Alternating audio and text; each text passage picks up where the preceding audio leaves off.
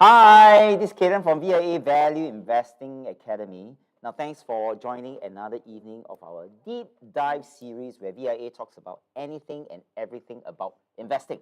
Now, so before I start, I just want to make sure that all of you can hear me and see my voice, right? If you can hear my voice really clearly, is it okay? Just type in the live chat one so that I can be assured that you can hear me. Yeah, and meanwhile, I will share my slide, right? And then while we are, trying to sort out whether the audio is clear, you can see my slides and so on. Just to let you know that thanks for joining the session tonight because tonight is a special day. It's actually a Valentine's Day. Yeah, Valentine's Day, yeah. By the way, it was like my planning by mistake, right? If I knew that today is a Valentine's Day, I wouldn't organize a deep dive. But it's okay. I already set it out. All our things already done. We even have invited a special guest. So I think the show must go on. Yeah. So you can see my colleague has posted, Happy Valentine's Day. By the way, are you able to hear me? I can see some people. Wow, serious. Today many people went to celebrate Valentine's Day, right? Yeah. Can you just type one if you can hear me? Yeah. In the meanwhile, my slide has already been shared. Yeah, so happy Valentine's Day. So before I start, let me just do a very quick brief, right, of what we're going to do today. And today we're going to talk about AI again, artificial intelligence. But before that, I just want to share about 5 days ago, we actually talked about ChatGPT, what AI companies invest in. And then previously, when we talked about this ChatGPT, I haven't done a demo, right, demonstration how to use the ChatGPT. And of course, subsequently, Hillary talks about the company called Microsoft, because Microsoft is supposed to invest in ChatGPT. Yeah, ChatGPT. Yeah. Then subsequently, I think there were, how many companies? I think there were 3 other companies that we talked about. One was EPAM, right? EPAM, Adobe, and what was the other one? Yeah, NVIDIA. So EPAM, E-P-A-M. So NVIDIA, most of you will know. If you play video games, a graphic card, you should know. And then Adobe. If you're like designer, Adobe Suite, Adobe Acrobat, you will know. And then subsequently, I also talk about, I think, a few more companies. Oh, there are competitors companies such as Google, right, is going to come up with their own AI called Bard. And then subsequently, I read some news, even Tencent, Alibaba is going to come up with their own Chinese version of AI. So it was quite interesting, which is why if you look at the video over here, it's 2 hours. We spent really 2 hours talking about this. Yeah. So, and if you want to watch some of our past analysis, whether it's ChatGPT or any other company, such as this video over here, can you see 3 best value stocks? Yep, here. And then, or if you want to know about the crypto winter, and then we talk about the Terra lunar crash, even though it has been around, the crash has been around for maybe 1 or 2 years. Yeah, anything about investing is all here. And then here we talk about growth stocks as well. Yep. But if you look at the views, I think the AI is really popular because here we got 1.1K view. Yep. So today we're going to talk about AI also. So this whole month is all about artificial intelligence. But today we have invited a pro, right, a professional to come and talk about AI-related investing. And the representative is actually from Syfe. Let me just write down. Syfe. So as you, I'm not very sure is it Syfe or Syfe. Maybe later on I'll ask Jason. Yeah. But before that, just to let you know that whatever is being shared tonight, you'll be recorded in our YouTube channel, which is at youtube.com/Value Investing Academy. And if you want to keep yourself updated, anything and everything about investing, right, you can always scan this QR code over here. So I'm going to leave this QR code here for a few seconds. If you really want to know all about investing, and if you want to have like a legit site, right, not a get rich quick site, yeah, just take out your phone, scan the QR code, something pops out, you just press, and then you can click subscribe.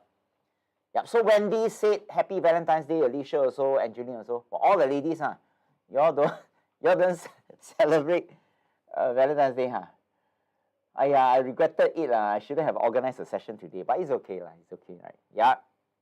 I think tomorrow, once our video is so-called recorded in YouTube channel, people will come and view again. Okay, so let's get started.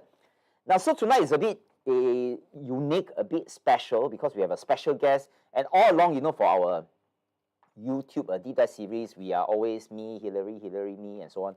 So we We have never invited any guests, but today is quite unique, and then we spend quite a bit of time talking with Syfe, right? And then whether would they want to come to our YouTube live. So today, I think I would say privilege, privilege and lucky, and then again Valentine's Day, right?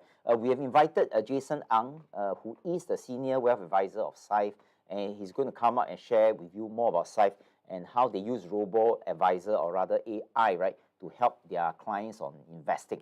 So maybe before I start, maybe I just do a very quick intro about Jason. This is how he looked like. So Jason is currently the senior wealth advisor from Syfe, and he said he spent most of his time, right, speaking with Syfe users, identifying opportunities and value add to their users so that they can do well, and eventually, of course, to get as much ROI as possible while staying safe. And then he also collaborate with different companies, of course, to improve their financial literacy. And we are glad that VIA is glad that we are here alongside with Syfe along this journey to help our users to be more financially literate.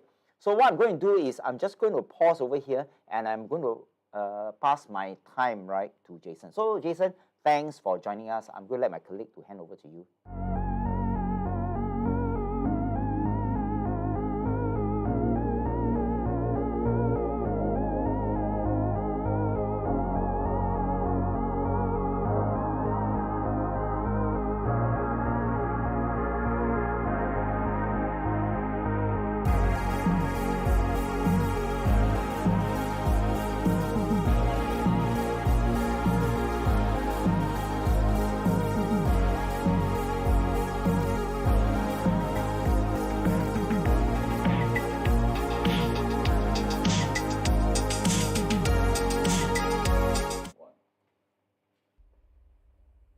Hello everyone, thanks for joining us here today. Right, let's just give it a couple of seconds just so that we familiarize ourselves a little bit, make sure that the tech-wise all is good as well. Are we good?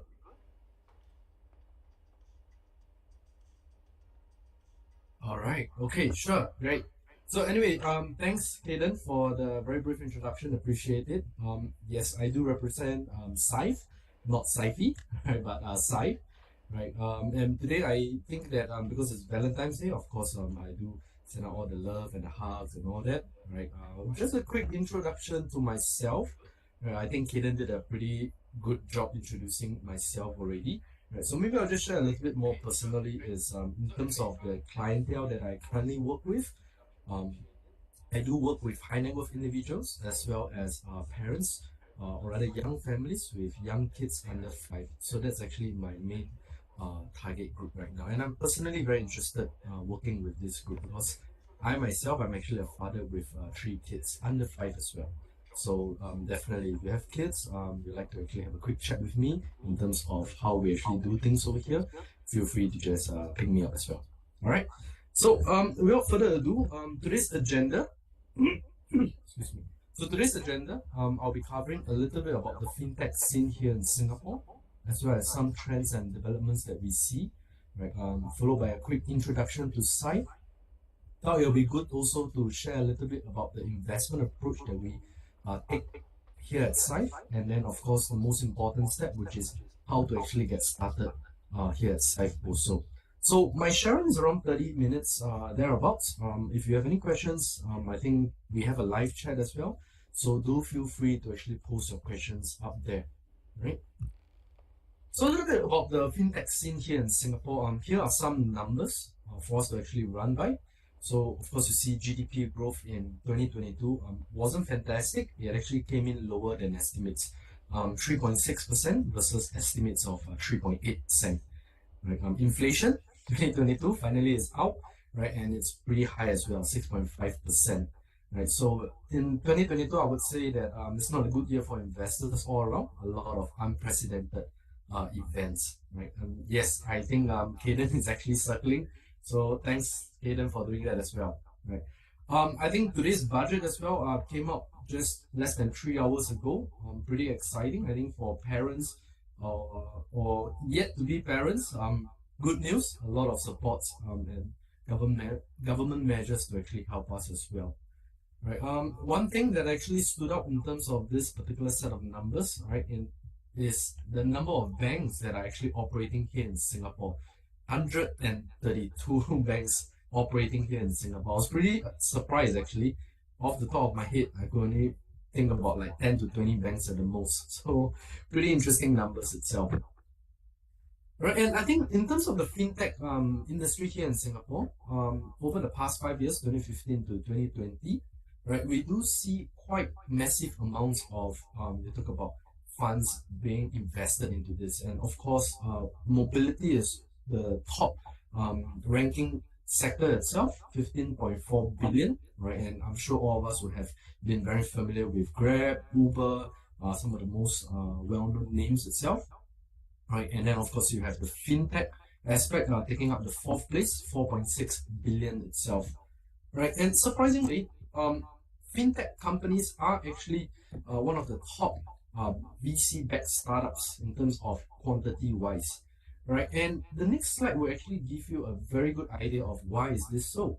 Right, because for fintech industry here in Singapore, there is a whole range of different areas and different services that you can actually target. Right, so this pie chart itself gives you an idea of the vastness of it. Oh, you have blockchain, you have payments, you have investments, wealth tech, right? You obviously have lending as well, right? Personal finance do take up very small percentages, right? But they do are relevant as well to us. So you talk about like digital banking solutions, new banking even, and chatbots also, right? So these are a lot, and if I can just show you this slide, which may take you aback, right? But in 2020, there were 430 startups, each company targeting a particular segment of the industry itself, right? And obviously today we'll be looking at in terms of the investments and wealth tech, right? And this is a snapshot of the companies back in 2020. So you would see some, I would say, very famous names as well. Syfe is obviously on it. You do have ADDX, the private equity firm, recently in the news as well, right? And of course, you have Grab Invest, iFast, so on and so forth. Right? So this is just to show you in terms of the vibrancy of the industry itself. There are a lot of companies, fintech companies, looking to actually, in a sense, change the wealth management industry, change the way that we manage our finances, especially when it comes to investments itself.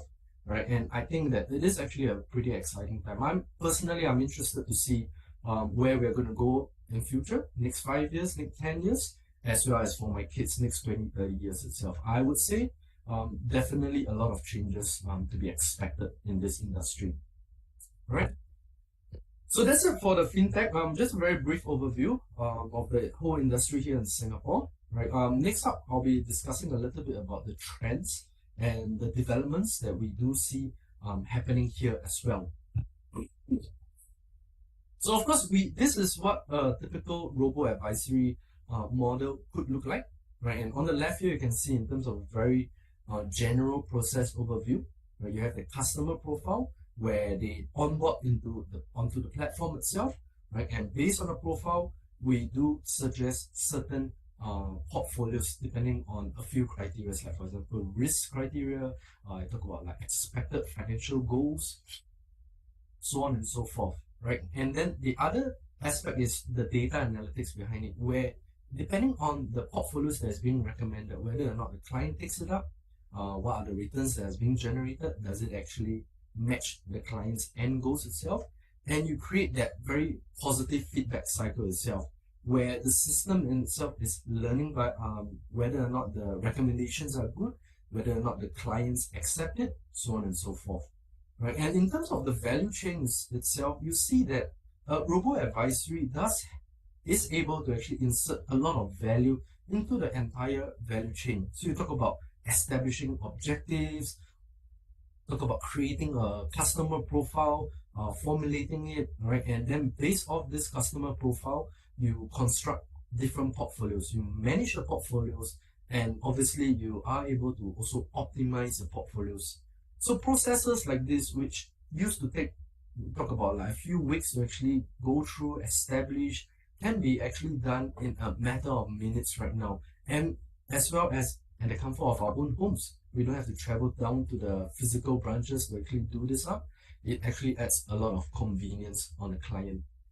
All right. So in terms of the key benefits of a particular robo-advisory itself, we have actually proposed three key benefits on the right side. And the first one, which I think is a very clear-cut benefit, which is the low management fees itself. I think you can see later in the slides, I'll be sharing with you a little bit about Syfe's management fees as well, right? But on top of the management fees, you do also have what I call a minimum balance requirements, and this is very, very low compared to in the past, or rather right now even, where you have a very high standard for private wealth banking, or what we call so-called a second layer of banking services itself, where you do expect some sort of a more personalized service, right? But obviously you pay a higher fee, or you have to have a high minimum balance requirement itself.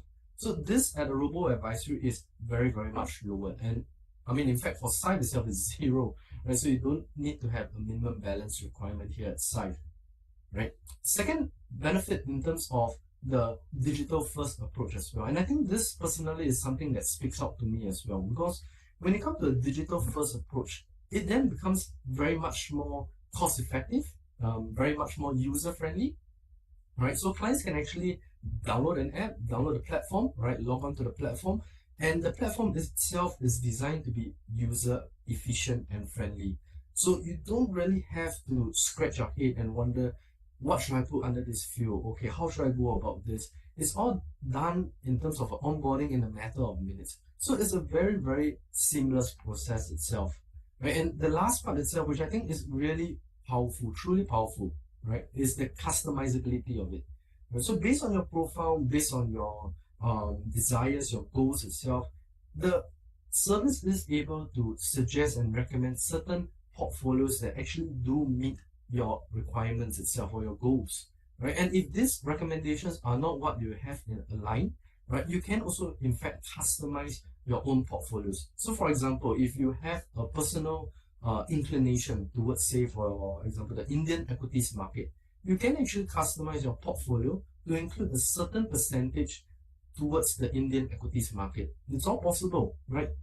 All this at the bank, a little bit harder, a little bit more, I would say, friction involved in the entire process. Or probably you can still get it done, but definitely much more friction. Right? So this is the whole model itself.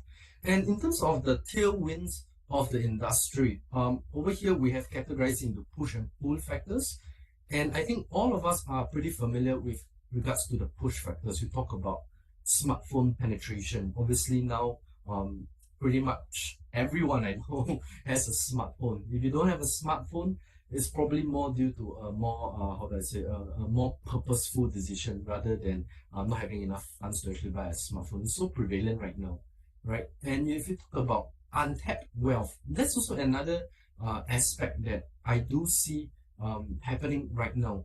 Because if I am a client with a small AUM, the truth of the matter is I can't actually access private wealth banking solutions itself, right? That's the truth, right? Because my AUM is too low. But with a robo-advisory platform, I am actually able to access those level of solutions, but obviously at a very, very low fee as well.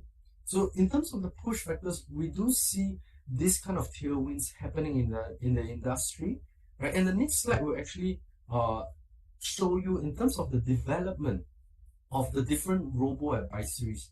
Where are we going to go from here?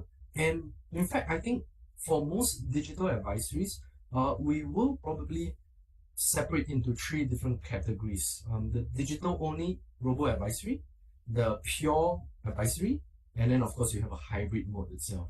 Right? So digital advisory, I would say, is very, very digitized. It's automated. One of the well-known names you can see over there, Wealthfront from the US, right? Very, very established, right? And this actually is, in a sense, more catered to automation, right? A DIY aspect. You just go onto the platform, you onboard, right? Pretty much everything is mapped out for you. Right? Pure advisory, on the other hand, is more leaning towards a human advisory aspect, where the tech is not so much geared towards execution, right? But more towards enhancing your user experience on the platform itself, right? And then, of course, you have that hybrid model where the platform is also automated. It's a seamless process You are actually able to get onboarded, get invested very, very seamlessly, right? But at the same time, if you do wish to have a bit of a human advisory touch to sort of guide you, um, and assure you that the decision that you're making is aligned with your financial goals, right? What kind of a thought process is being put in place, then you do have that human advisory team as well, right? So of course, other aspects of robo-advisories do include, like you talk about B2B models, like the wealth management softwares, right? You also have the B2C, which is more towards DIY brokerage, like Robinhood. I'm pretty sure everyone's familiar with Robinhood itself, right? And I think in terms of the market size audience, because that is a very important aspect when it comes to evaluating the fintech industry itself. And if you look at 2021, we actually crossed 293 million users, right? In terms of the fintech industry itself, right? AUM itself 1.4 trillion, right? And in 2026, 5 years later from 2021, this 1.4 trillion is expected to more than double itself, ending up at 3.1 trillion, right? And the number of users, same thing as well, is expected to grow up to more than 500 million users itself. So we do see the potential in this particular industry itself. We are going to grow bigger, much bigger, in fact. And I would say that there is actually a lot of untapped market potential right now. So it's pretty interesting. Right. Some trends as well, especially here if we look specifically at Asia, right? Asia savings rate is actually very, very high, almost 3 times higher than our Western counterparts, right? I do believe that this is more in terms with our culture, where we always like to save for rainy day funds. I'm sure we have all heard have emergency liquidity, 6 months or more, right? And if you look at it, when we save, we also don't put cash under the mattress. We put it, in fact, in savings account, fixed deposits, so on and so forth, right? And in the midst of a high inflation background, this is actually one of a pretty interesting chart, I would say. I saw it a couple of weeks ago, and I thought it would be good to put over here, because this shows you the inflation and the impacts of inflation itself. So this is obviously in US, where the cost of eggs back in January 2022 was at 1.93, right? By the end of December, it more than doubled, so ended up at $4.25 itself. So inflation is real, right? And in this kind of a high and a persistent inflation environment, right, what is going to happen? And I would say that this is the overall trend that we do see for moving forward in terms of a very general market view itself. We talk about COVID-19 pandemic, digital adoption. Right now, we're actually doing our webinar on YouTube. We're doing our webinar on Zoom itself. In the past, when we do such sessions, it has to be physical. You have to extract time, travel down to the location. The organizers, the speakers, we have to book the location as well.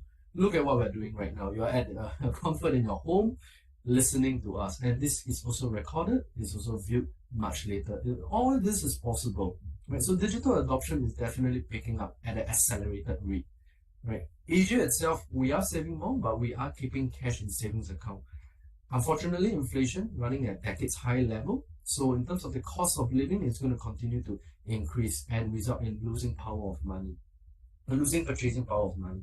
So all this are what we call push factors towards a use case for investing your money. I mean, all of us here, we know if we keep our money in the bank, it is going to lose out in terms of the inflation itself. So where does this lead us? And I think at this point of time, it would be good to introduce Syfe. What's the value proposition that we can bring to the table for our clients itself? Right. So for those of you who are familiar with Syfe, you will know that we are a digital wealth platform, right? Our mission is actually to empower people to grow their money confidently. And this comes in a few forms itself. So we obviously have a financial education aspect, right? Right now, I'm actually sharing more about Syfe, more about finances, right? We also have corporate financial wellness programs as well. I think Kaden also briefly mentioned it in the introduction, where we reach out to corporate workplaces and we go down physically or over the webinar and we speak to their employees with regards to financial wellness itself, right? So for Syfe, we do have two platforms, Syfe Wealth and Syfe Trade. So Syfe Trade is pretty straightforward. It's a DIY brokerage. There's fractional investing available, right? And the value proposition there is long-term wealth building, wealth generation itself. So for clients who are looking for a holistic manner of managing your finances, you have your trading aspect, you also have your curated portfolio aspects, and also on the Syfe Wealth platform, which you'll be able to see later, you do have that customizable portfolio as well. Our team, pretty strong. We have various backgrounds, right? UBS, Stanchart, Morgan Stanley, amongst other names itself. So in terms of the depth of experience, I would say we are not lacking at all, right? We are backed by top global VCs as well. Vela Ventures, one of our VC funds, right? So it's actually co-founded by Peter Thiel also. Right. This is one of the fundamental slides that I also include in all of my presentations itself. Right. So safety is obviously our number one priority here at Syfe. We are regulated by MAS.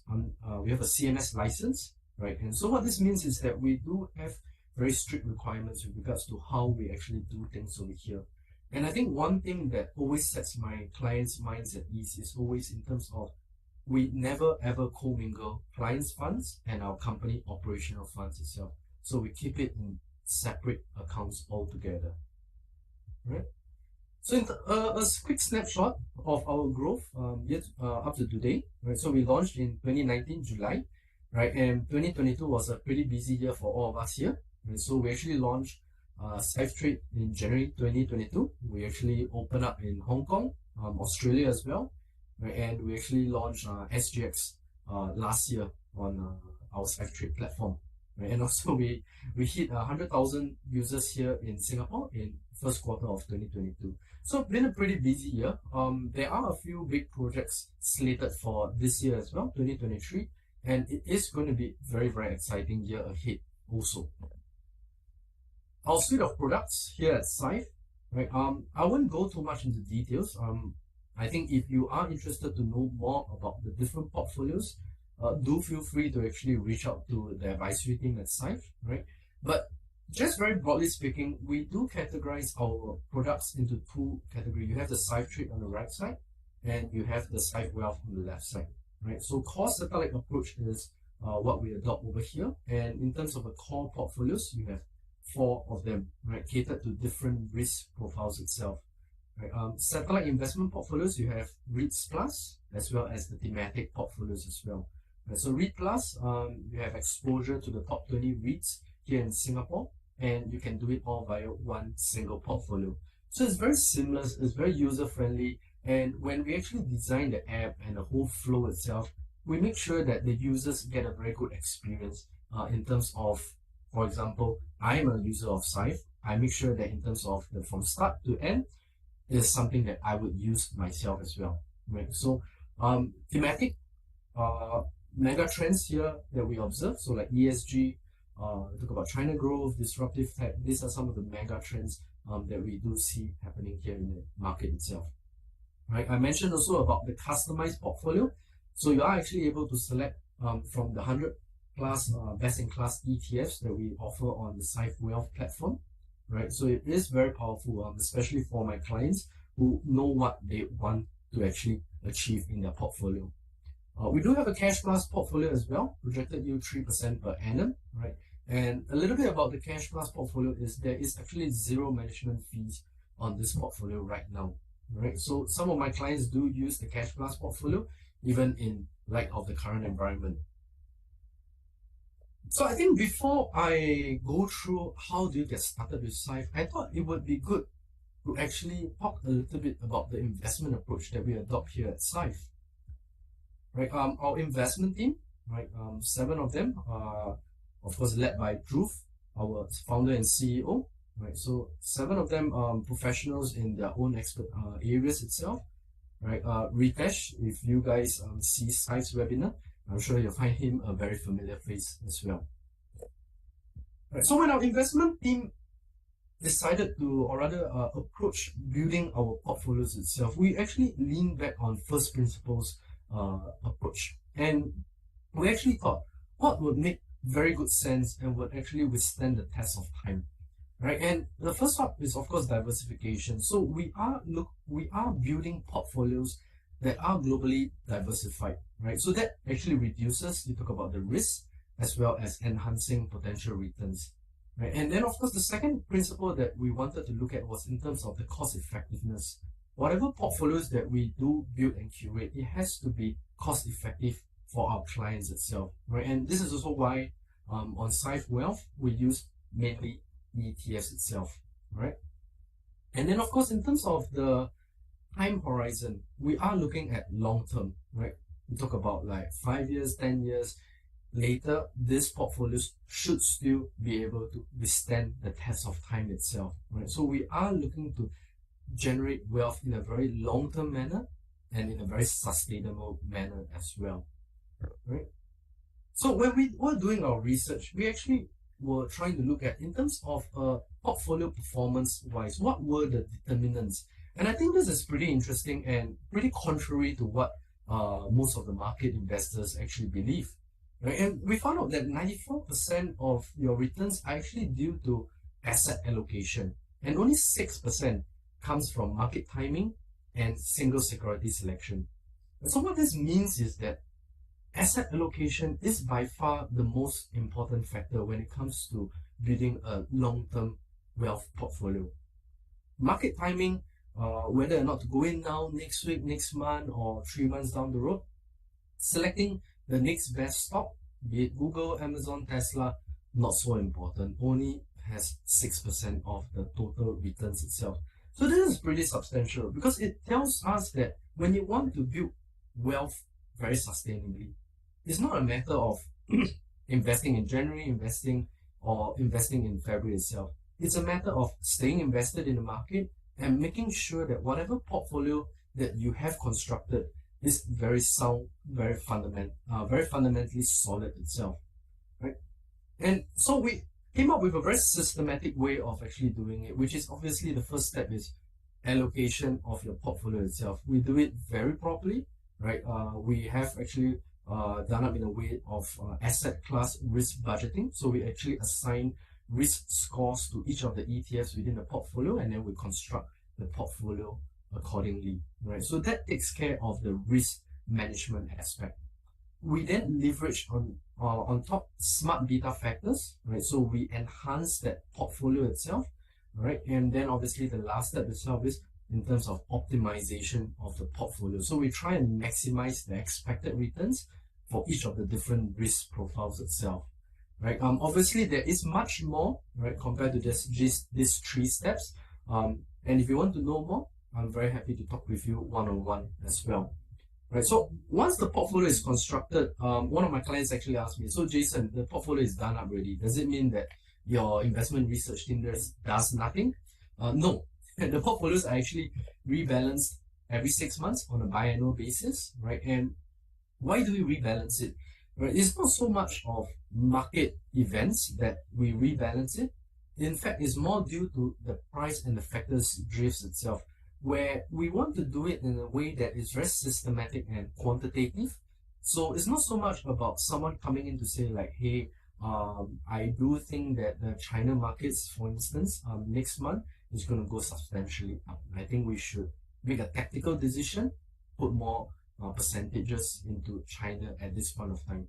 Not the case for our core portfolios especially. So when we do rebalancing every 6 months like this in a very systematic and quantitative way, it actually enhances the portfolio itself while we minimize the risk exposure. We keep it stable, and then we are actually able to maximize the returns itself, right? So this is why we do what we do here at Syfe, right? And I think the last point that I'll be sharing with all of us here today is in terms of how to get started at Syfe, right? And this is a very, very easy way of getting started. If you have your mobile phone with you right now, you can actually go on to the App Store, Apple App Store, or the Google Play Store. Just search Syfe, S-Y-F-E, right? And you can actually download the app. Onboarding takes a couple of minutes if you're using My Info. I think the record by one of my clients was actually less than 3 minutes itself to get started on the app. So pretty, pretty fast, right? And do it anytime, anywhere as well. This is our fee tier, 0.65% per annum management fees, all the way to 0.35% per annum itself. So pretty good in terms of value proposition itself. A very low management fee, right? And for Cash Plus, earlier I mentioned as well, there is actually no management fees for this particular portfolio. Right. Simple all-inclusive pricing. So you talk about trading fees, there's no trading fees. You talk about entry exit charges, none. I mentioned as well, no minimum balance, and there is no minimum withholding periods as well. So literally, you can put your funds in today, you can take it out next week. In fact, I do advise my clients to try it out for yourself. Why not?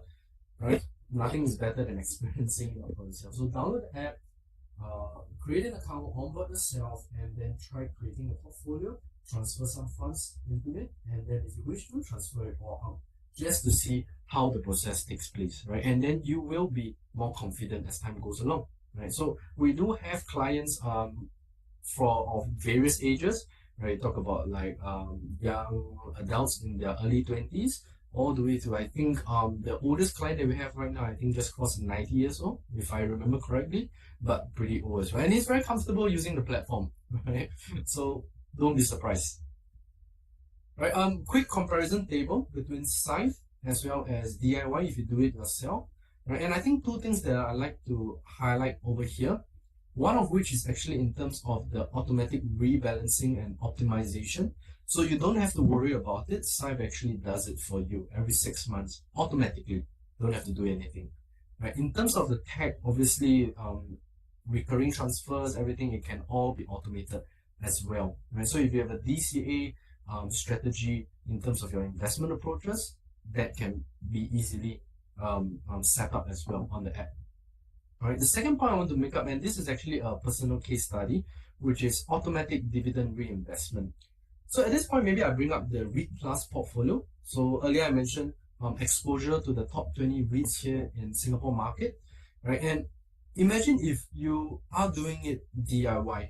You have to, first of all, create a portfolio, determine what's the percentage. I mean, if let's say you do an equal weight percentage, fair enough. But in terms of the risk allocation, would that be accurate? Then may not be, right? You talk about every quarter, dividends do come in for REITs portfolio, quarterly or biannually, whichever. But every quarter, you will receive dividends in your bank account, and you have to figure out what are you going to do with those dividends. You have to reinvest it back, right? And then reinvesting back, that incurs another layer of transaction fees itself, right? So all that hassle compared to if you were to do it on a REIT Plus portfolio where it can be actually so-called automated or on the back end itself, right? All you need to do is to just select, okay, whether you want to reinvest the dividends or whether you wish to choose cash payout every quarter, right? It can be selected at a single switch of a button. So you don't even need a human advisor to come in and say, okay, Mr. So-and-so, I note here that you wish to actually select to a cash payout instead of reinvested. Let me put in the paperwork for you. None of that. You get to choose, you get to decide any time of the day what you wish to do with your portfolio itself. Right, so Syfe as a robo-advisory, as a digital investment advisory, does bring a lot of value proposition onto the table itself, right? The advisory team here at Syfe. So if you ever do need to speak with any of us, we're all very willing to speak with our clients. I'm in fact very happy to speak with my clients, right? And I do set aside a certain amount of my time every day to speak to my clients as well. Right.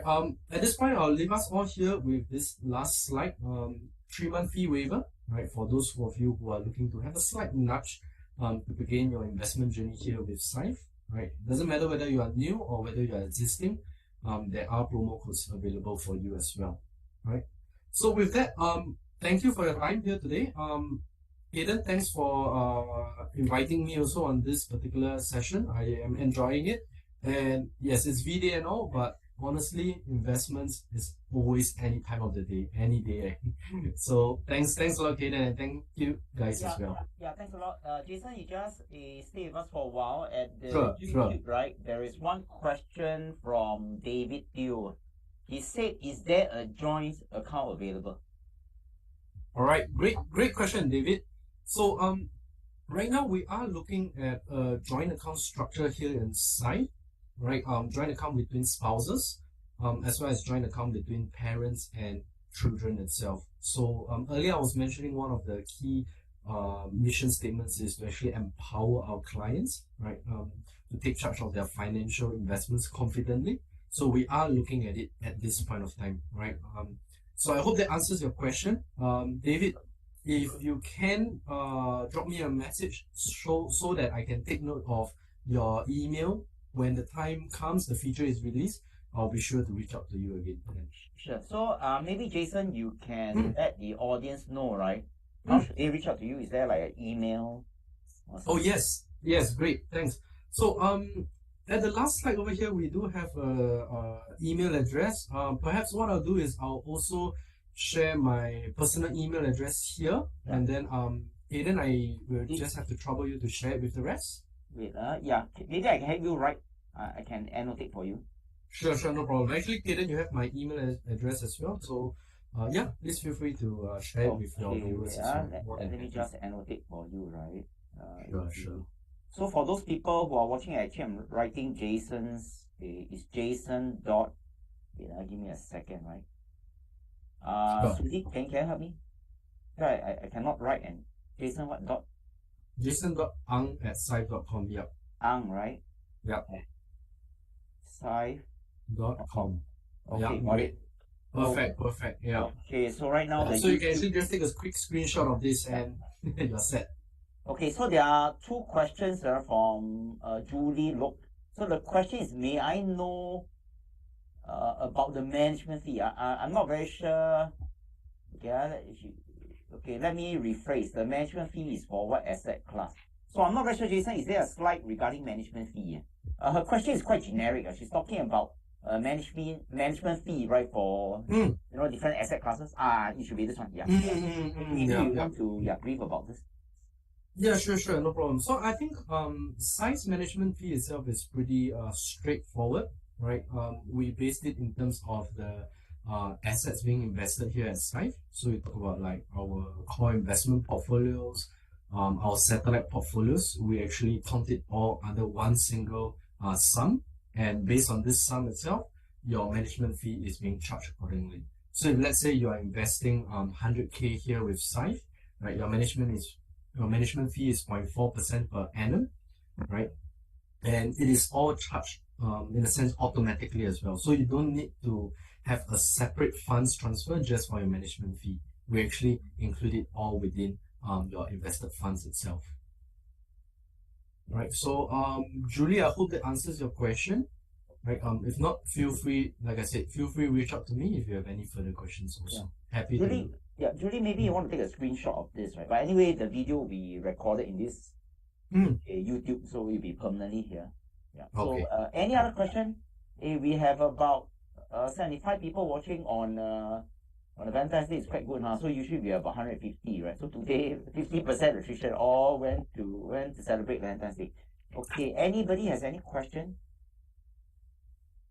By the way, just to let you know that because it's a YouTube live, right? In case any one of you or maybe you know friends who are interested in Syfe, so what you can do is you can just share the YouTube link with your friends, post it on the social media and so on.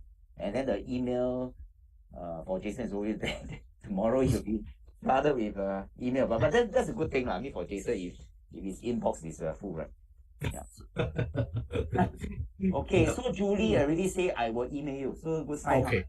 Yeah, okay, great. I'll look forward to your email, Julie. Okay. Anybody else has any question? Yeah. Maybe another minute is there. So for David, just now the question about joint account, in other words, it's not available yet, but in future, it could be up. So if you want, you can also send Jason an email saying that, hey, I'm very interested in joint account. Maybe they got some mailer list or something like that, right? Oh, yes. Yeah. We do compile a list of our clients who are looking for selected features that we don't yet offer on the platform. Yeah, so do feel free to drop me an email and then I'll include you in the list as well.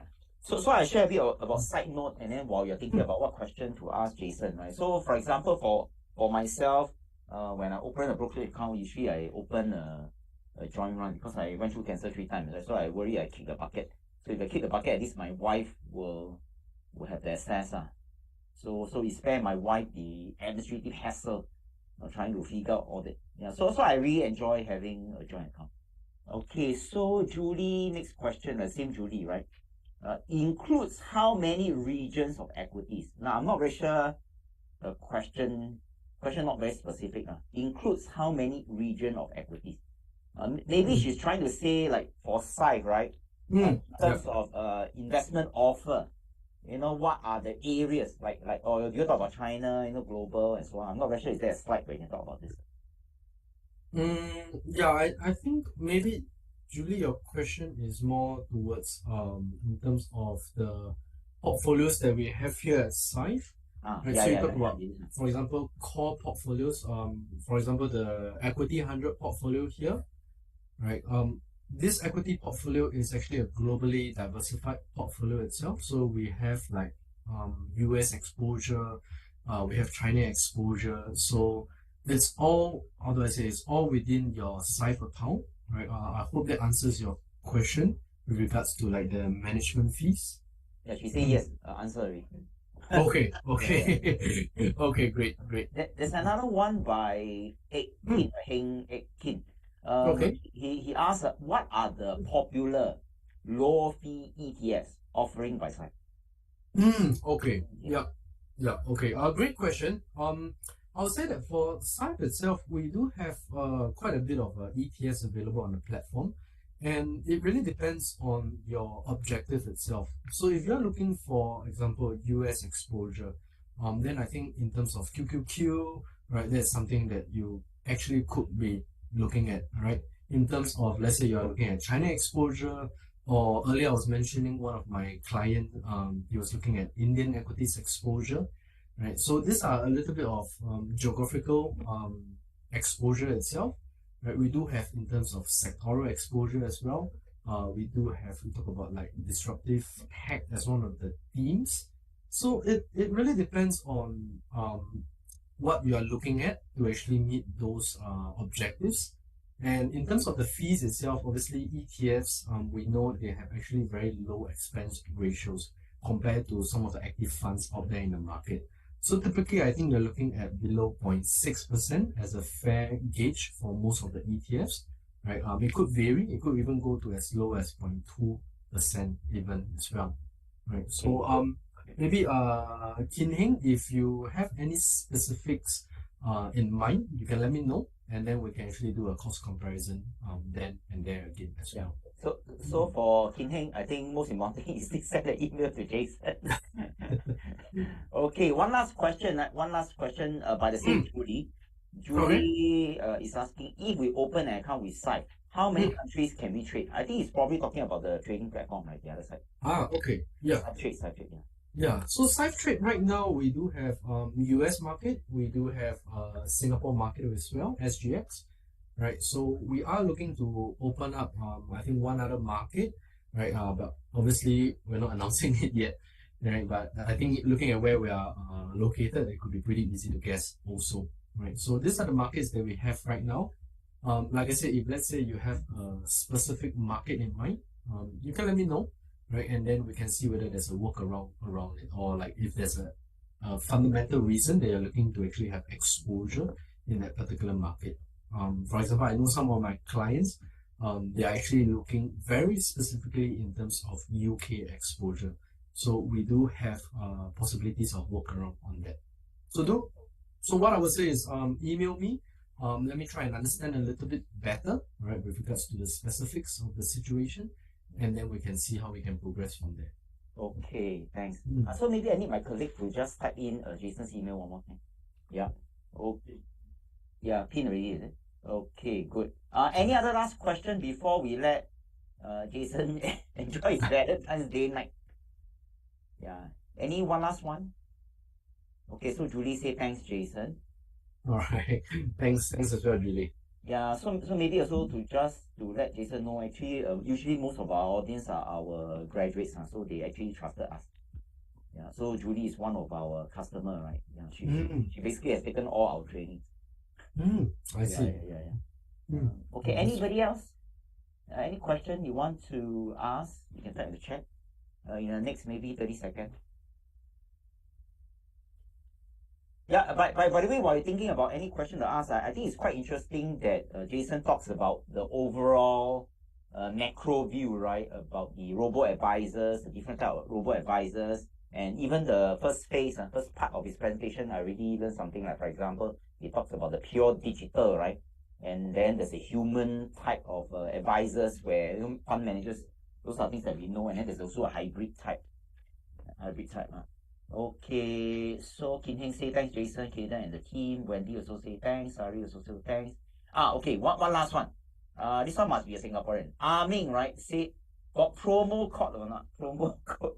This one is Singaporean. Yeah, I mean quite true lah. You know, you got promo code for those people watching. Yeah, so it's here as well. Right. So for new clients, just key in webinar, WEBINAR in the promo code when you sign up the account, and then you actually are able to get 3 months. Oh, so what are they supposed to do? Are they supposed to download first, or how does it work? Correct. So download the app, create an account, onboard yourself, and then under the promo code section, you can actually key in this promo code, and then you can enjoy like 3 months fee waiver for up to 30,000 if you're a new client, right? And then if you're an existing client, you can also key in a different promo code, WBNRTP. Okay. Right? And then you also you can see it on my slides as well. So just do a quick screenshot. You'll be able to key in the promo codes. Yeah. So for the rest of you who are watching, right? This will answer Amin's question. So Amin is helping the rest of the 80 people. So what you need to do is just take a photo of this. Of course, you know, when you first see this, promo code, where do you key in, right? So I think what Jason is trying to say is you download the Syfe app, you know, from your Google Store Syfe app, and then once you fill up, they should reach a certain point of time where you can key in the promo code. Okay, so Julie says Syfe so generous with the valid date. Oh, valid date is until 31st December 2020. So basically it's 1 year. 1 year promo, huh? Wow, never heard before. 1 year promo, whole year, throughout the whole year, 4 seasons. Okay, so I think we're good lah. I mean the promo code for 1 year, I think is the biggest gift that Jason can give us for to all of us on Valentine's Day. Okay, so thanks, Jason. Thanks for joining us tonight, right? My pleasure as well. Okay, then thanks for inviting me. And I wish you all the best for the rest of the session. Okay, thanks, Jason. Thank you. Yeah, so thanks, Jason. For the rest of you, question comes so late. Okay, so what I'm going to do is, let me just share my slides very quickly. Today is quite interesting because, how should I say, Jason is really our first external guest, so usually it's all about, you know, VIA, which is important. So let me just share screen, right? Yeah. Now, for those people who still have a question, right? Like, for example, 3-month fee, what's fee is that? Just email Jason lah, it's okay, right? Jason happy lah, because right now you're a potential client, right? So I just need my colleagues' help to put up the PowerPoint, right? Now, remember the entire session today is actually about AI. We have our previous session about GPT, right? ChatGPT. So right now, the key thing is the Hillary is going to talk about a very broad scope. But before I start, I think there's one very important thing to share, right? Is by the way, when VIA invited Syfe, or rather Jason specifically, up to our YouTube live, right? Just to let you know that it's not a sponsored post. Yeah, it's not a sponsored video or whatever, which means that if any one of you, you've opened an account with Syfe, you know, you go and invest with Syfe, VIA do not take any money, do not take any cut. Yeah, so it's very important for me to say this, because some of the other people, they may have some form of like sponsorship. So for us, we just want people to know, right? So that's one thing. And then the second thing is VIA and Syfe, we are totally separate legal entity. So in other words, Syfe do not invest in VIA. VIA is not an investor of Syfe. So we are two separate entities. So we do not have any form of like conflict of interest or whatsoever. Also remember, right, it's not a sponsorship video or post or something like that. Yeah, so which is why it's important for us to come to the next part of our presentation, Hillary, right? Because Hillary represents VIA, her sharing is very neutral because we are not with any robo-advisor, so we want to take a very neutral stand. Yeah, neutral stand. So what I'm going to do next is I'm going to hand over to Hillary, and Hillary is going to talk about like, should you invest your money in a robo-advisor? But remember, right, it's not necessarily Syfe or certain specific robo-advisor, but in general, would you consider putting your money with Robo-Advisor? What kind of circumstances and so on? Okay, so what I'm going to do is I just need my colleague help to switch over to Hillary in the next couple of seconds. Thank you.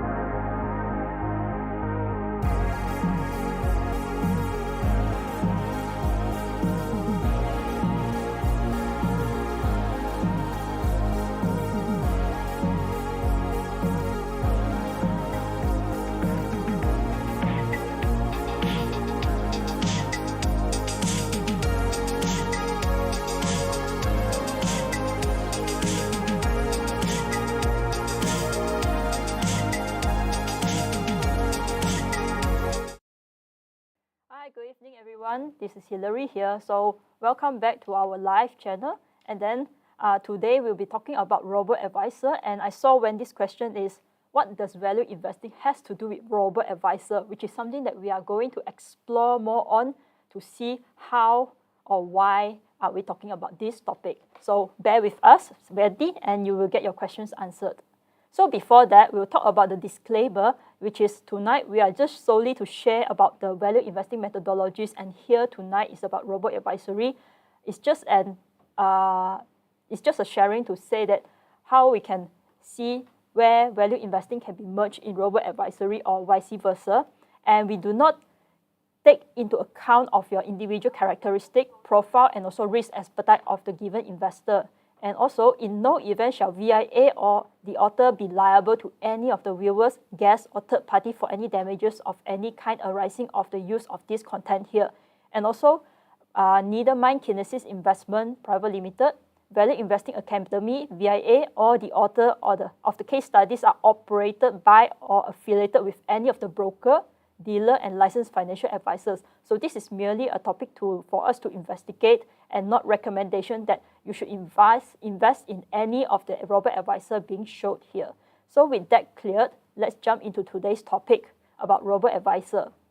So first off, earlier on, Jason has mentioned clearly about what is robo-advisor, but it does not say have any harm for us to have a quick recap of what is robo-advisor. So in short, it's a digital investment platform or app where it offers an automated, algorithm-driven financial planning and investment services, as if that you are asking an advice from a computer or from a robot to say that, how can I plan for my financial planning or investment? So these are some of the benefits that Robo-Advisor has, which is minimal human intervention, because as Jason has said, you just download the app, mention what is your risk tolerance, how long do you intend to invest, or anything like that, and then they will try to generate a portfolio that is suitable for you. And also, he also mentions about the low management fees and also a minimum startup cost to start your investment. So this, in short, is what Robo-Advisor is about. So now let's look at the difference between a Robo-Advisor and also a traditional advisor. So here on the left side is a Robo-Advisor, and on the right side is a traditional advisor. So usually for Robo-Advisors, they are ideal for single investment goal because it's just only a platform, and you can only fill in some of your details, and then they can advise some portfolios. And for traditional advisors, it's more ideal for more complex goals because sometimes some people have additional goals and they are quite curious that how can it merge with their investment. So it helps to have someone to discuss with, to share some ideas about. And also, for robo-advisors, the plannings are done on technological platforms such as the websites or apps. But this one, for traditional advisors, they will meet in person to discuss about it. And they analyze usually using data and AI. But for traditional advisors, it depends on their years of experience. And of course, for robo-advisors, the management fee is lower because there's minimal human interaction with it. And for traditional advisors, they will have to pay a higher management fee because it's relying on their experience to advise you how you should invest. And when you merge these two together, it becomes a hybrid robo-advisor, which they use the professional expertise of the portfolio managers and also the technological benefits of robo-advisors. So from the example of Syfe, it seems like it's slightly merged towards a hybrid robo-advisor where you can talk to Jason to ask him about some advice. And some of the examples that I managed to find out is also DBS Robo-Advisor, where they have some portfolio manager can advise you on how you can plan about your portfolios. So this, in short, is what the difference between a Robo-Advisor and also a traditional advisor. So now, how does Robo-Advisor work? Jason has shared a very quick overview of how Robo-Advisor works. So to make things much more fun, we decided to add in some animations to it. So now let's look at the traditional way. So earlier on, it was shared that in order for one to invest, they only attend to private investors or private wealth clients. So for example, John and Jane, they got together because today is Valentine's, right? So maybe people got together, or sometimes they get married and they say that we have some financial goals for the future, like I want to buy a home. Maybe we should plan for our kids' future education, and also we should also go out and see the world, taking vacations. So to do that, they may say that maybe we should look for someone for advice to say how we can invest our money to grow our money so that we can achieve our financial goals. But then, in order to seek advice for traditional advisors, there are this name called management fees. And Jason has mentioned about AUM. So to keep things simple, AUM means that a group of investors, they give some money to the asset manager for them to help them to reinvest their money. So the money that they given to them, the total market value of investment is known as AUM, asset under management. So for traditional advisors, they will usually charge 1 to 2%. So how does this affect your investment in the long term? Which brings us to the next slide. So now let's play a very simple scenario to say that assuming that 100,000 investment, how much will be growing in 30 years on a 5% return when it's charged at 1 to 2%. So how much will be returned? So now we'll put it into color base where the light green one is the fund value and the dark green one is the fees that's being charged. So assuming that there's no fee charge and this amount of money that is being invested, about 432,000 has been returned after 30 years. And if there's a 1% fee being charged, you can see that only 319,000 is being returned, but almost 26% of the amount of money has been paid for the fees. Then for 1%, it's already 26%. How about 2%? Almost 45% has been paid for the fees. So we can see that even though they mentioned that the management fee is about 1 to 2%, but over the long run, the money is being paid for management fees. So which is one of the reasons why Robo-Advisors say that they have a low management fees.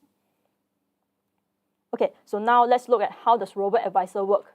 So since that traditional advisors are a bit expensive to invest over the long term, what should Jane and John do? Then they found out about this Robo-Advisor. So then they say that maybe we should consider something about Robo-Advisor if that's the case. So the first thing they can do is to fill in the questionnaires, which some of the criteria that they have is the financial goals that they wanted to achieve, how long do they intend to invest, and also what are their risk tolerance.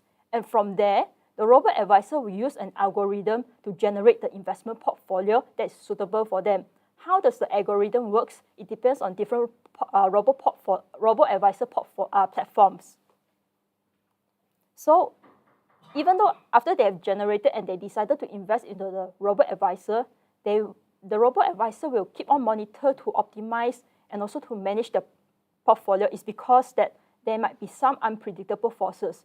Even though some platforms, they may suggest that they only rebalance 1 or 2 times per year like Syfe, but sometimes some other platform may have other practices of rebalancing the portfolio. So further investigations is required should you be interested in other platforms. So these are some of the unpredictable forces that may happen in the market. Okay, so now overall, in short, John and Jane, if they take the traditional advisor's path, they are able to invest, but they have to bear in mind a very high management fee, even though it's a 1 or 2%. But then there's another path they can take on, which is a Robo-Advisor. So once they have achieved their financial goals, they can either continue to grow their investment or maybe start a new goal. So this is in short that how does Robo-Advisor works. Okay, so now the question is, should you be interested in Robo-Advisor? So how can I choose which Robo-Advisor should I look at? So these are some of the factors that one should consider when they are choosing the Robo-Advisor. The first one is definitely management fee. But it's like thinking that you already say it's low management fee, why should I still consider low management fee? Later we will compare about it. Then some different platforms will have different minimum investment amount. So this one is also need to be looked at. And also you have to try out the platforms to see whether do you like it or how is it transparent enough for you to find out that how is your portfolio performing. And also security, to make sure that the information has been stored and also the money has been stored can be securely stay in the platform. And definitely you have to check whether if the robo-advisory platform has any licenses or regulation under the MAS. This is a must. Okay, so now here we come back to investigate that why is management fee considered a very important factor. It's because now we look at this chart. Let's say we started to invest like assumption that every month we invest about $1,000. Then over the next 30 years, for this portfolio B, it only returns about almost about $800,000 with a 1.5% of annual management fee. But for portfolio A, it returns about almost $9,500,000 with a 0.5% of annual management fee. So you can see that with this difference of the management fee, the difference in returns over 30 years is quite substantial. So even though the amount is small, but then it will affect your investment returns. Okay, so now we'll look at other factors which earlier on Jason has shared elaborately how Syfe invest their clients' money. And here, these are the different investment approach. But for newbies or into investing, or they are not sure that how investing actually works, this one they might not be sure that which investment approach is suitable for me. So which is why they should learn more about investing, like how they can decide that which investment approach is suitable for them. And then also portfolio allocations, like earlier on, Jason has showed a very interesting slide about one of the long-term returns is about the asset allocation, which is the portfolio allocations or diversifications to determine that how much risk do you want to take when you're building up your portfolio. So now here in value investing, we actually teach our students that, hey, you should separate your money into 3 different parts, which is equity, ETFs, and bonds. But do take note that this is just an example. The percentage of the equity and also ETF or bonds depends on the investor's risk preference. So for equity, it's mainly about US stocks or Asian stocks or other region stocks. And for ETFs, as examples such as the S&P 500 index, and bonds are government bonds like T-bills and SGS bonds. And we actually recommend or suggested that our students to keep about 25% in cash is because that this is to keep as an emergency fund, or maybe when there's another interesting investment opportunity, we can also use this cash to invest into it instead of touching our equity or ETFs, because we wanted our money to grow in long term. So in the event that we do want to liquidate them before they are able to grow to maturity, to grow for capital gains. So for cash, usually people will store in the savings account, but we know that the interest rate in Singapore is not that high. So here we usually suggested to save in Singapore savings bond. And the current rate for Singapore savings bond, which I checked, the latest rate is about 2.9% of average return for the next over 10 years. And another thing, when I was doing the research, I found another interesting thing that caught my eye, which is the cash investment from the Robo-Advisor. So I'll get an example for Syfe, which is their Cash Plus, where you can earn about 3% per annum for your idle cash. And earlier on, Jason has actually said that there's no lockups, there's no limits, and definitely the best thing is there's 0 management fees. So other than Singapore saving bonds, this might be something that if you're interested in, you can explore more. And also some other robo-advisors also provide this cash investment, so you can go and find out about it as well. So I hope that this has actually explains one of your questions, that how does value investing actually merge with robo-advisor? Yes, we learned mostly about how we can choose which stock to invest, or maybe we can grow for long term on ETF and bond. How about cash? Since that Robo-Advisor has this platform for us to invest for our idle cash, should we consider to look into it? That's up to you to choose. Okay, so now let's look at what are the Robo-Advisor in the Singapore market. So for tonight, we will do a very quick comparison among these 6 platforms. So this is just a brief overview that what do they have, what they have to offer, and then further investigations will be required because different platforms will charge different fees, and also they have different investment products that they offer, which is impossible for us to explore more on this platform. Because if we are going to do that, I don't think the YouTube live will end within like 1 or 2 hours. I think it will stretch out to almost like 3 hours. Okay, so now let's look at some of the features between these. But before that, let me explain how this actually works. So we will look into their features, some of their different features, and also their management fee in terms of annually, and also the minimum amount that you can invest into the platform to start your investment. So here we'll look at Syfe.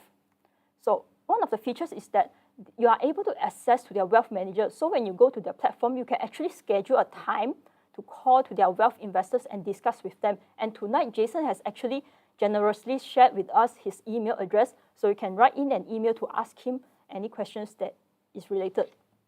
And also, they also have another platform that is able to trade in the US and SG market at the moment. So their management fee is between 0.65 to 0.35. And the minimum to start up is actually 0. So now you'll be wondering that usually we will go from low value to high value, but why am I putting it as 0.65 to 0.35? It's because for this management fee, it has a tier. So now here is the tier. So for blue tier means that there's no minimum investment amount, so that means you can invest at any amount. However, the fees will be charged at 0.65. And if your investment grows to 20,000, or you started to invest at 20,000, then the fee will be 0.5. And now finally at the gold tier, for 100,000 minimum invested amount, the fee will be 0.4. But then you'll be thinking that, hey, it's 0.65 to 0.4. Where does 0.35 comes from? It's actually they have another tier for private wealth. So it's for minimum invested amount of 500K to 35,000 for 0.35 management fee. So these are some of the benefits for a private wealth, whereas compared to the blue tier, black tier, and also the gold tier, you can reach out to their wealth manager to discuss with them about your financial plan, but this is only specially for private wealth. Okay? So now let's look at the other 5 Robo-Advisor platform. So there is no best or the good Robo-Advisor platform. We only go by alphabetical order, okay? So the first one is Auto Wealth.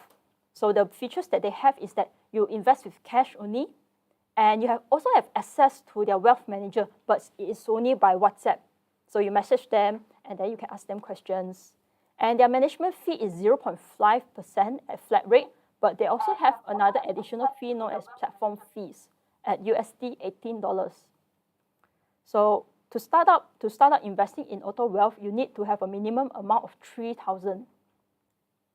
And next one will be Endowus. So Endowus is famous for able to invest with cash, CPF, and SRS. So how does the management fee actually works? So for cash, it's between 0.6% to 0.25%. CPF and SRS is 0.4%. And the minimum amount to start up is about 1,000. And next is Crystal.ai. So this one is only investable with cash, but then it has access to private investment only for accredited investor. So what is accredited investor? So I check up, and it actually mentions that it is for investors who has more than $2 million of net personal assets, which is including their primary residence that is capped at $1 million. So this is what it means as an accredited investors. So now for their management fee is between 0.0% to 0.3%. And there's also no minimum amount. So for Money Owl, this is also another platform where you can invest with cash, CPF, and also SRS. And besides offering investment products, they also offer insurance and private and also financial plannings. And this is the rates, the management fee that is being published on their website. So for cash and SRS is from 0.6% to 0.5%, and CPF is also similar to Endowers, which is 0.4%.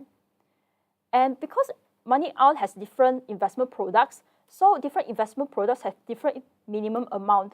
So it can start from $100 to $1,000. And for StashAway, it invests with either cash or SRS. And the management fee is from 0.8% to 0.2%. But there's no minimum amount to start investing in this platform. So this is the overall comparison of the robo-advisory platforms that we are presenting for tonight. If you're interested, you can take a quick screenshot about this. And then if you're interested in any platform, you can also investigate into them.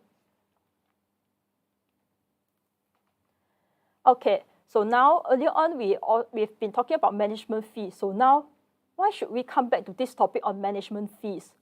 It's because that even though it's low, but then you still have to pay management fee by using their platform because they're offering these services. So this is something that they will have to consider.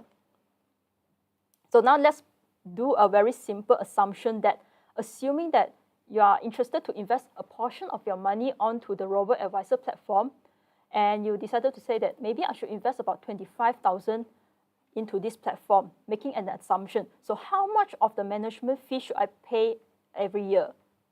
So for Crystal AI, the rate is at 0.3%. It's because after $10,000, the management fee will be increased from 0% to 0.3%. So when we times 25,000 to 0.3% of the management fee, it ends up to about $75 of the annual fees. And for Syfe, it's about 0.5% of the management fee, which ends up to pay about $125. And Auto Wealth is also 0.5% management fee, but they also charge a platform fee of $18 USD, which ends up to pay about $149. And Endowers and Money Owl, their management fee is similar at 0.6%. So the annual fee will be $150. And StashAway, because the management fee is still high, as the assumption of the investment amount does not hit to the next level, which is why the management fee is still at 0.8. So for the management fee you have to pay is $200.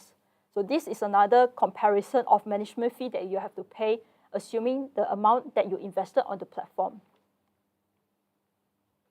Okay, so now we'll see, we are here at a neutral position because we as users, we wanted to know that, oh, this is so good, but what are the possible cons that we need to consider? So here is not saying that which one is good, which one is bad, but it's just in the overall terms that what are the good things about Robo-Advisor or what are the bad things about Robo-Advisor, and whether is this worth for me to invest my money into this platform. So now let's look at the pros.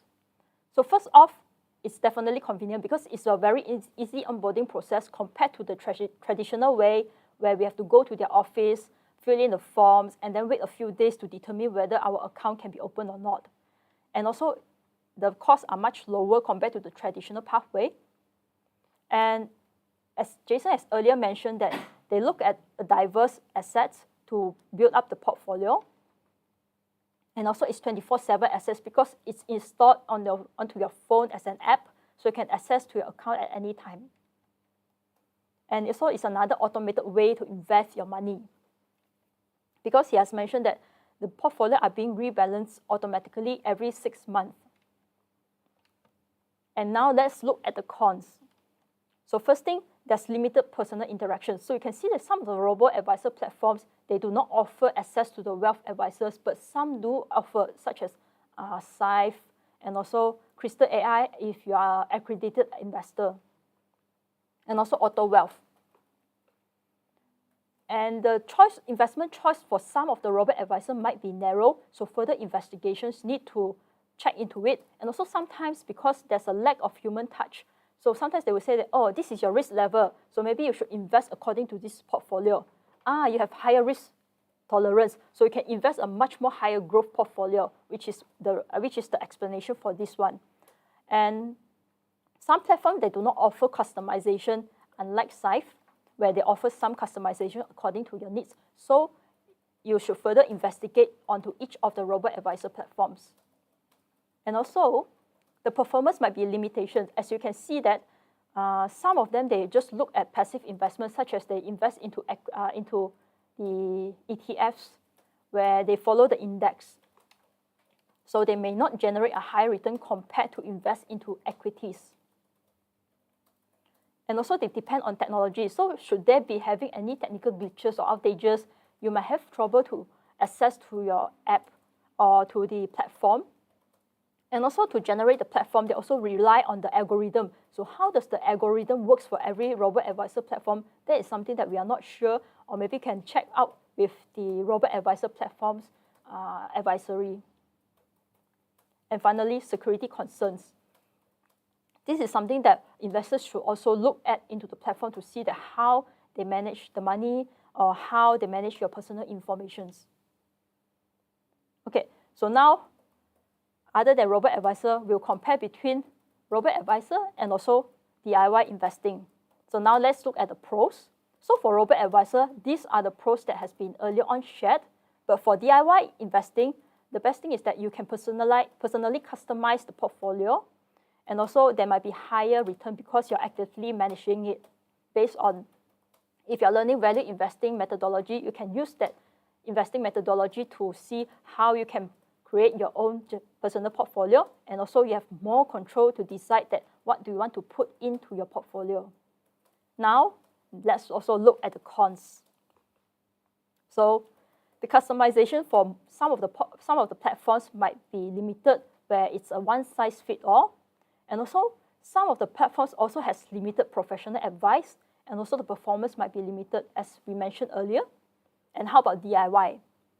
So the first thing is that it's definitely more time-consuming because you need to do research to look for investments or maybe look for news. But later on, Caden will share with you that he will show you how you can use a screener to find out some good investments for you to invest in and also put inside your portfolio. And also, it is well known that DIY, if you don't know what you're doing, is definitely much a higher risk, which is the reason why we learn on the investment knowledge. Okay, so in all, the conclusion for tonight is that for Robo-Advisor, it's a convenient and also low management fee, and it's much more automated investing. And on the con side is that some of the platform only offers a one-size-fits-all, and some of them, they also limited personal interactions, and the performance sometimes may be limited. So with that, the presentation has come to an end, and I hope that you have enjoyed today's session, and you can consider that, hey, other than I learn about value investing, should I look into Robo-Advisor or I just focus on value investing? And I hope that tonight's presentation have give you a better idea to make a better, wiser decision. And with that, I'll pass back to Caden, and thank you, everyone.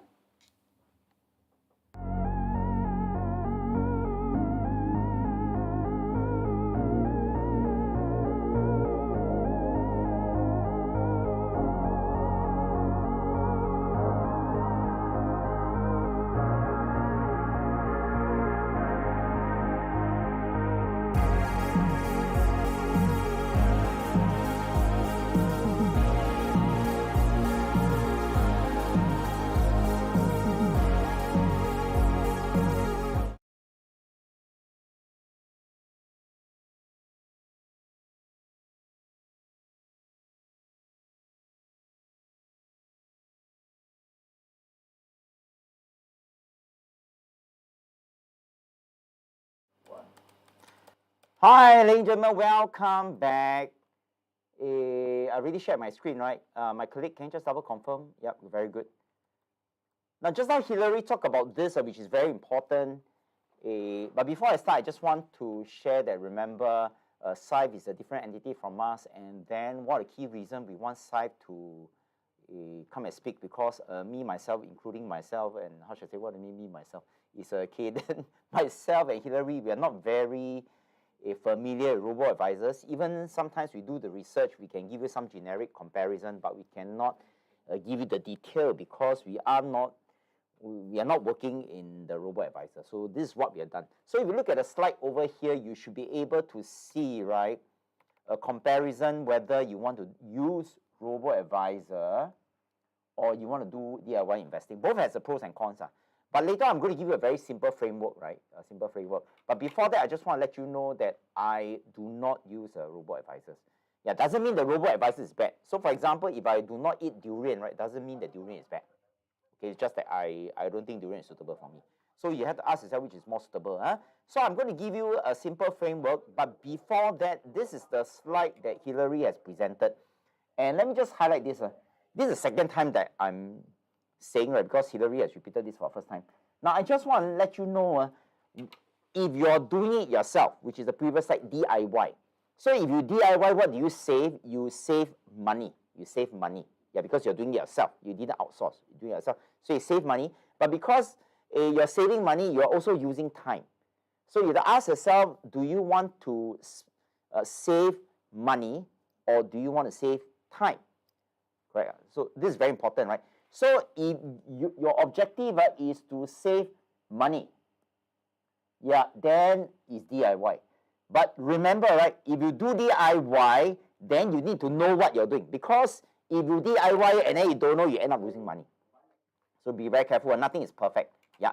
But if you want to save time, time is very important. Maybe you're working and then you find that you don't want to know, you don't care or whatsoever. Now, but if you take this stance where you don't know, you don't care, and then what do you want to do? You have to outsource this, right? So if you outsource this, then somebody needs to take your money because you're outsourcing this work to somebody else. So the fee that you have to pay them because you outsource the work to them, right, is called the management fee. Now, management fee, So if you look at all these numbers, it may appear that it's 0 point something, you know, what's the big deal? But you must understand the investment world. An investment fee such as 0.5, right, 0.6, it's actually quite high. Yeah, and it's understandable. Why? Because you're outsourcing this work to them. Okay, so later I'm going to give you a reference point so that you know what is high and low. Because when you look at all the management fee over here, they all look like in the range of maybe 0.5 to 0.6. And that's quite competitive, right? Because everybody is the same.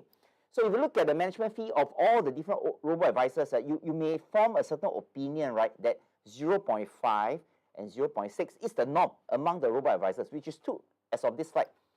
Yeah, but if you do it yourself, you may realize that the so-called management fee, right, is only a mere fraction of the management fee that you see here. But again, you cannot compare, right, because apple and orange, because here you outsource, right? DIY is you do it yourself. So you have to ask yourself, if you want to save time, you want to know, you have to accept, right, that they have to make money out of you, and which is fair because you're outsourcing the work to them. But if you want to save money and you want to make more money, then you have to do it yourself. But when you do it yourself, like what Julie was saying, you just have to learn more, right? So what I'm going to do is I'm going to use a very simple framework, like a flow chart. So you have to decide yourself whether you want to use or don't use. Okay, So here, right, the subject heading is Robo-Advisor versus DIY. DIY, you do it yourself. So a quick recap, DIY, right, you save money. Okay, you have full control. Yeah, but in order to do that, you need to know more. Okay, this is the unfortunate thing, the pros and cons, right? Then on the other hand, for robo-advisors, right, you want to save time, which is why you're outsourcing to them, right? You don't have full control. Your control is with others. Because for them they have like a set of preset portfolio. You can only select this. You cannot mix and match. But to be fair to them, because you want to save time, right? Yeah, so you cannot be picky because you don't know. You get what I mean? Yeah, so for here, right, then you can know less. No less, right? Now, be very careful. The word that I've used is no less. I didn't use the word no nothing, So be very careful, right? Now, so then the question is, now, if you want to use the robo-advisor, you must accept the reality, right, that their ROI could be less than 10% per year. So is it something acceptable? Is something acceptable? Now, but if your requirement is less than 10, not so nice for me, then what do you expect? Their return is like that, means like that, right? Yeah. But if your expectation is more than 10, there is no other way out but to do this. Yeah, there is no other way out. Okay, so you ask yourself which one, right? So what I'm going to do next is, exactly, like when already low. You say, just whether you want to take a taxi or drive car or own. Yeah, it's absolutely right. Okay, So let me just share with you why it's important to know something. Remember, it's either you know less or you know more. No nothing one confirm, you have to rely on a CDC voucher. So you have to, or the GST voucher. So you have to know something. So let me give you an example, right?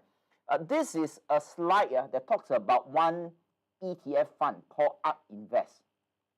ARK Invest, and the founder of this fund, right, is called Cathie Wood.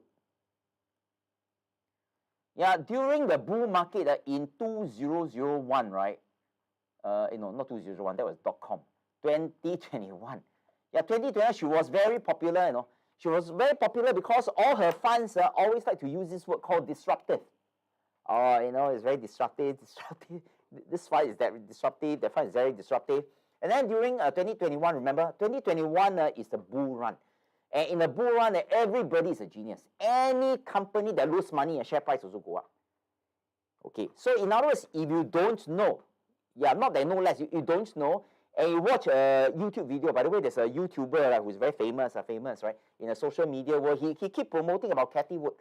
Yeah, and then talking that he may be the next Warren Buffett, but Cathie Wood is so young, you see. Warren Buffett has been investing since age 11.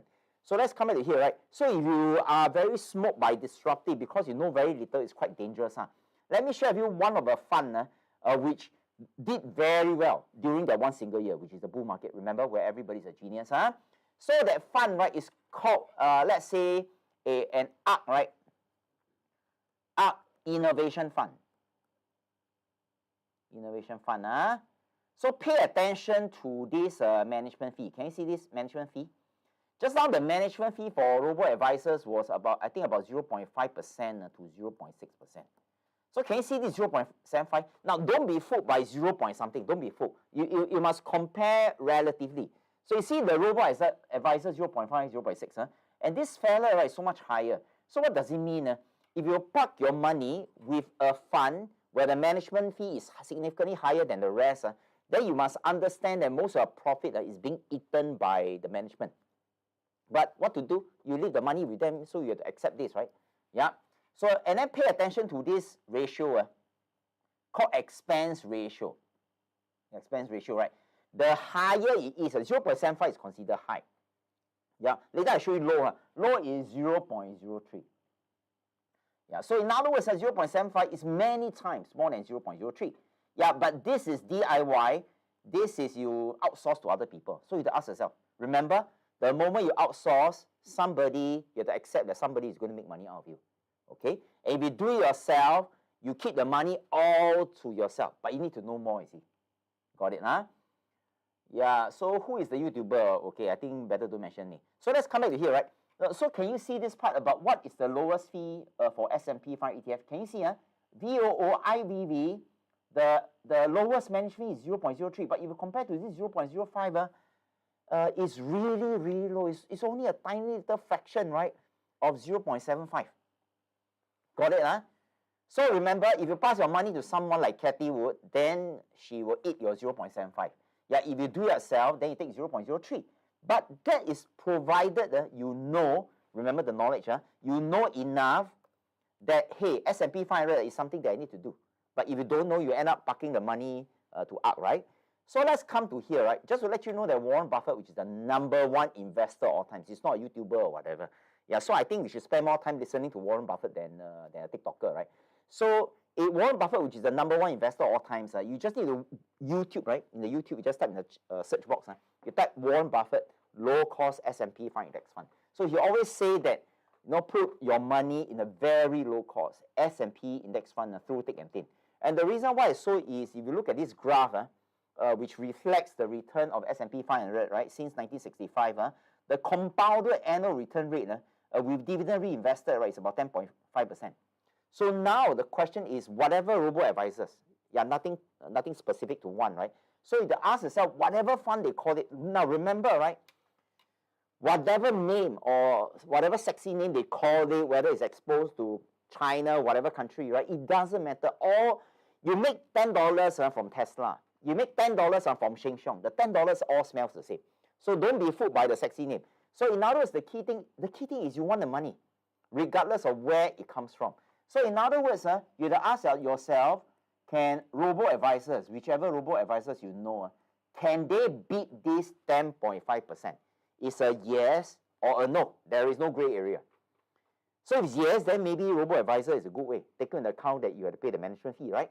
Then if it's no, then obviously S&P 500 is the choice. Then now the question is, if you want to invest in S&P 500, you do not need any advisors, whether are they human or whether are they robo. Yeah, because you can do this on autopilot. Yeah, autopilot, huh? Yeah, that's provided you know enough to do it. So remember, right? Let me just go back to here. So in your mind, you need to have a benchmark. The benchmark is 10. So whoever come and tell you, please invest with them, you have to ask them your past track record, what is your ROI? Is it less than 10 or more than 10? So if it's less than 10, then you park your money with S&P 500. If it's more than 10, that would be pretty interesting, because less than 10% of professional fund managers can beat S&P 500, and Warren Buffett is one of them. Okay, so you have to be very careful, huh?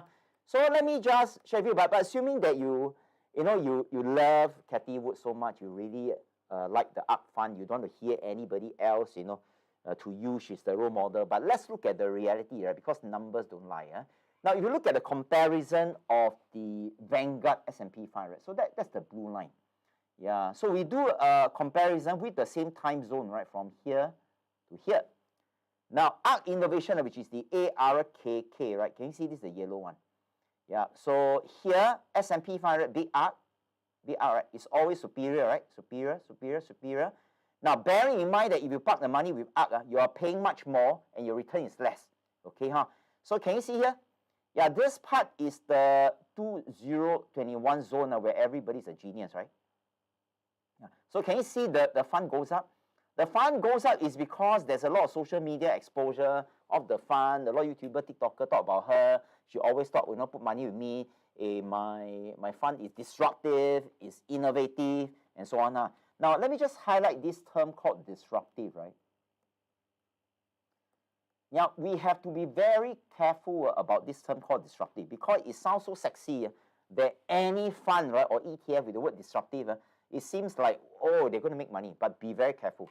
Now, recently, I just watched a video, right, which is spoken by Jeff Bezos. So Jeff Bezos, by the way, is one of the richest men in the world. All of you will know, right, the founder of Amazon.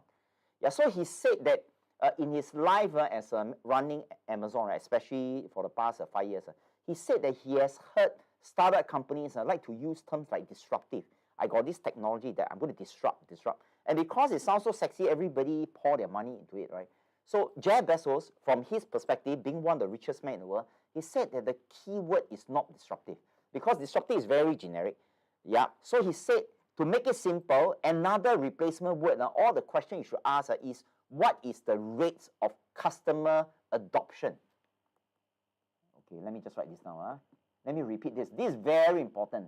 After I watched the video, I just realized that Jeff Bezos is really a genius. So one more time, right? So anytime a relationship manager come and say, hey, my bank selling this fund and this fund is disruptive, be very careful. You paraphrase, you ask the relationship manager back, right?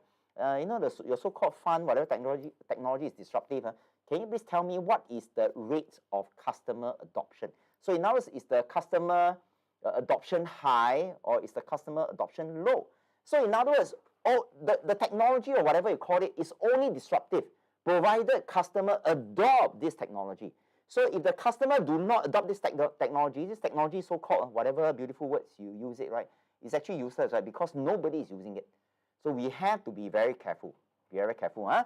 So right now, Cathie Wood is just saying, oh, this company is disruptive. Hey, this company, does it have a lot of customer adoption? Now, so how do you know whether the company has a lot of customer adoption? Then you can look at a few metrics. Right? For example, let's say for Netflix, right? Then you look at the active users. The higher the active users, the more the customer adoption, right? So Facebook, Facebook makes money from ads. So what matters to them? The what matters to them is the number of advertisers. So the more the advertisers, the more the customer adoption, right? But you don't hear Mark Zuckerberg, which is one of the richest men, will say, Facebook is disruptive. Do you see? It's all about customer adoption, and it all boils down to the number of active users.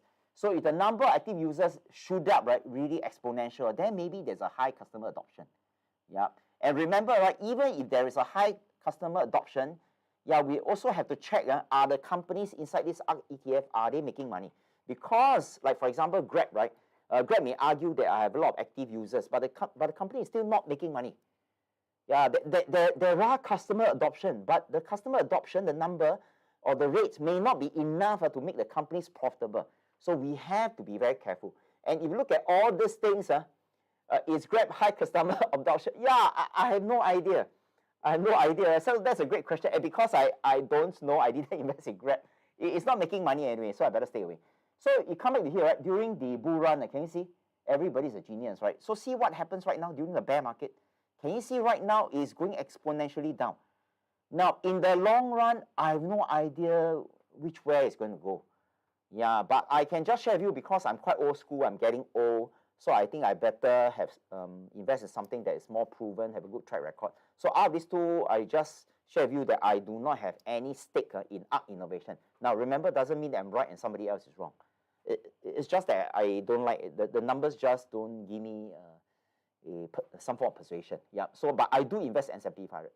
Okay. So this is one way. Remember, right? We have to understand things like, management fee, expense ratio. People try to smoke you about disruptive, but Jeff Bezos says it's about customer adoption. So customer adoption is the number of active users, the number of customers that they have, and even if they have, does it translate to profit?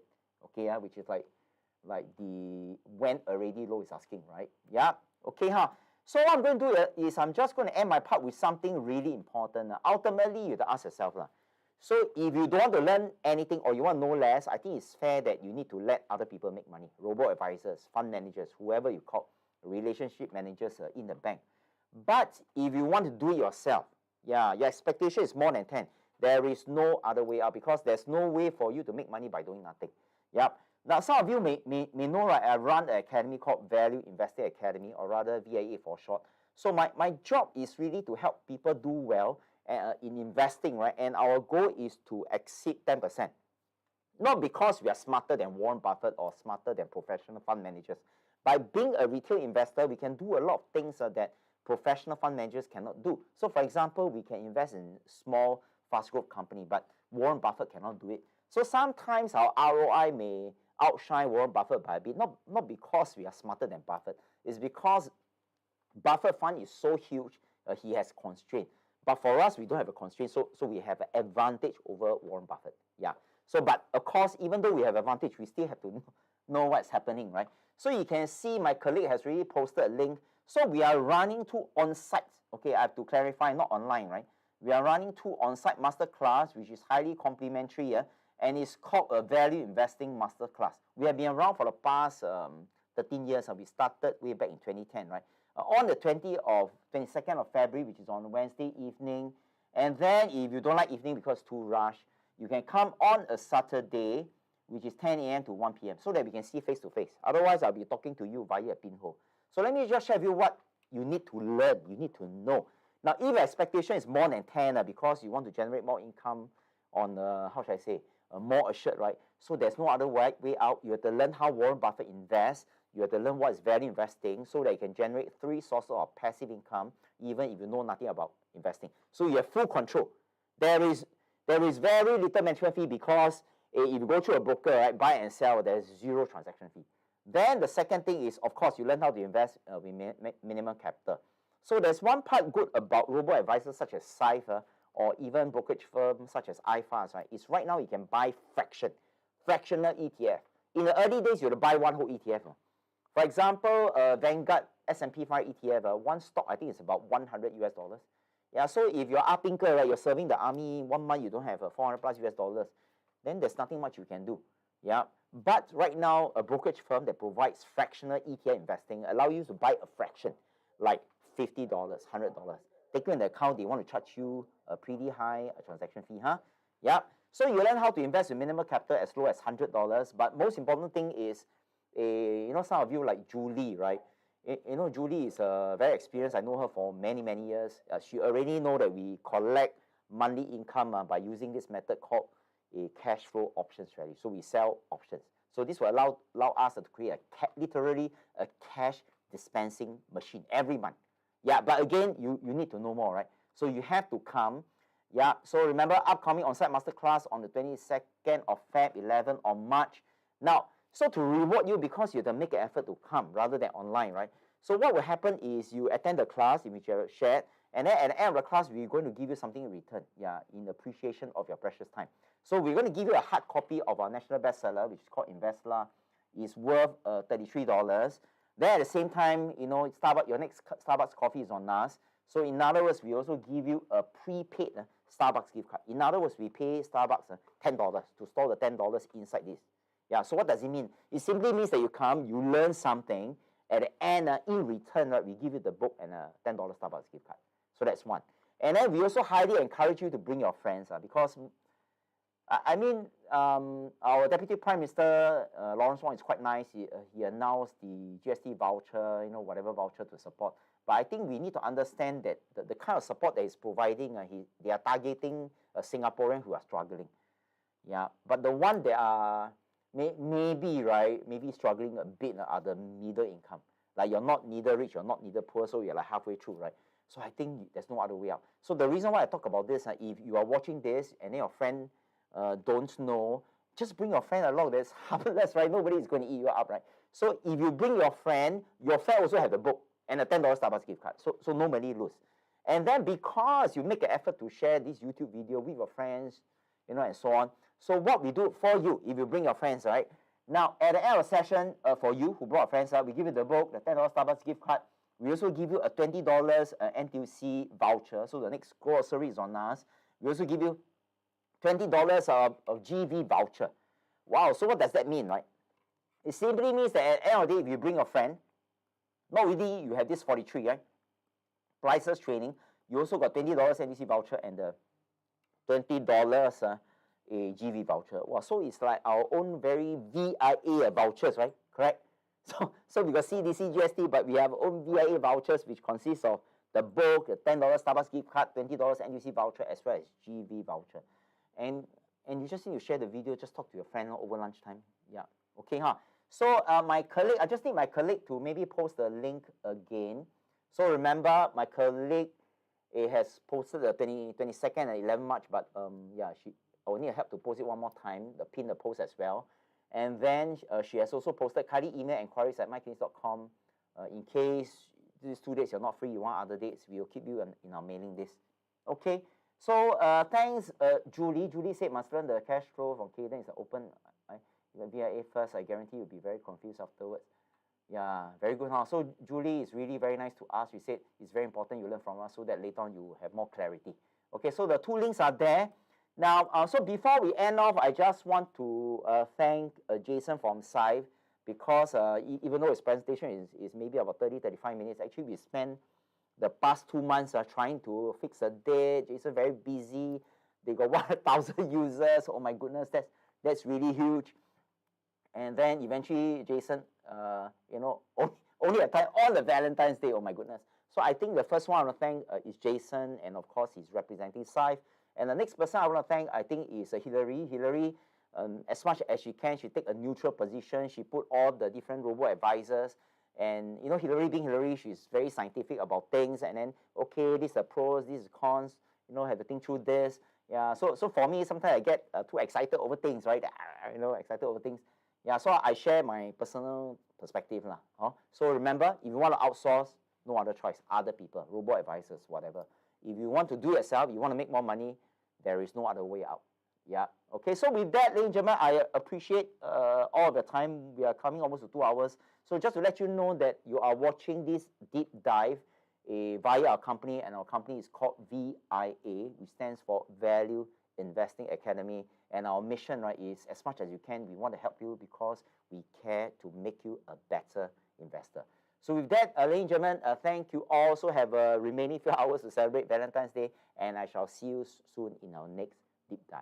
Okay, goodbye. Remember to join our masterclass. Okay, see you. Goodbye.